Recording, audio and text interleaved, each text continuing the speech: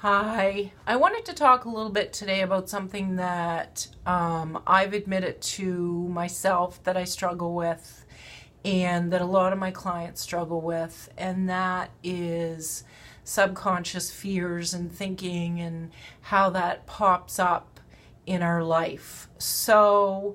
One of the things that I encourage everybody to do is meditate. And one of the big reasons for that is because it helps with the connections between your smart brain and your limbic center, which is where your fear really can run the show. So, subconscious thinking it's really responsible for a lot of our behaviors and a lot of our thoughts and a lot of our fears, and we don't appreciate that a lot of the time. So I want to talk a little bit about something that happened with me last night. So for years before I started meditating and really understanding and studying and becoming a well coach and understanding how all this brain stuff actually worked, I kind of went with a low level of anxiety all the time. I wouldn't have called it that. I wouldn't have understood what that was. But it was a lot of me doing and doing and doing in an attempt to protect myself from hurt or harm or judgment or isolation or rejection and all that fun, good, great stuff. So now I kind of understand where it comes from, and I see it a little bit sooner when it happens. But last night, I hadn't meditated for a couple of days, and I was going along having my regular day and seeing clients and spending some time with my husband, and everything was fine. And the chamber flyer came, the chamber newsletter came, and my flyer was in it. And I knew it was happening. It was planned. It was intentional. And yet when it came, I had this initial kind of anxious response.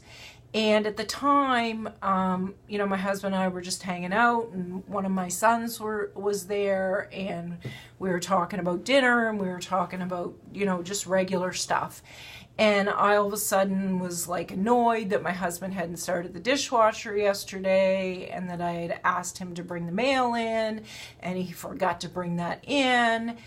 And because I'm more practiced at understanding that that was anxiety and that was an over response to something else that was occurring, I kind of just sat with that for a second, and I said, it's the flyer. The flyers come out, and I'm feeling a little bit anxious about that. And my husband's like, "Oh, that's really cool. It's a really cool thing, and you this is great, and I think it's going to be awesome for your business."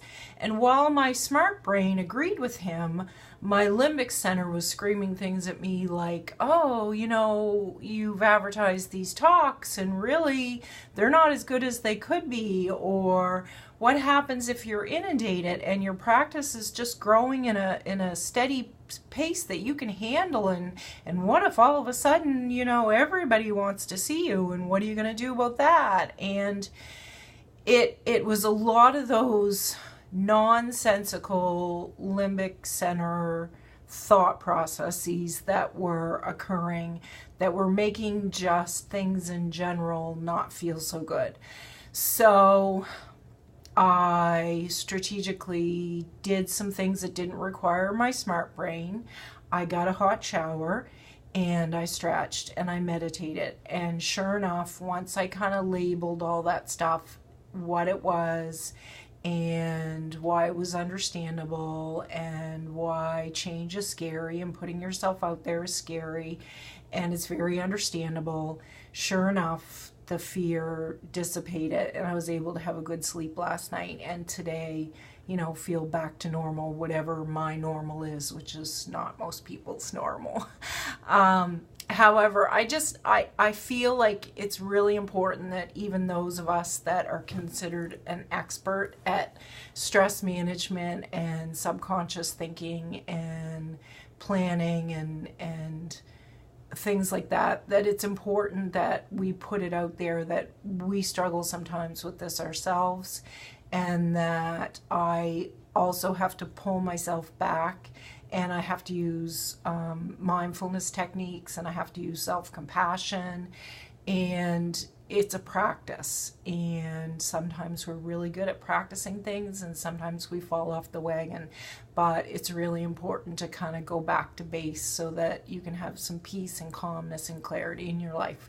So I thought I'd put that out there today, and once again admit to all my faults. Well, all my faults would take an hour, 2, 3, 4. All my faults would take a really long time, but I just wanted to put that out there because a lot of women struggle that way and nobody talks about it and talks about how normal it is. So have a good day. Thank you.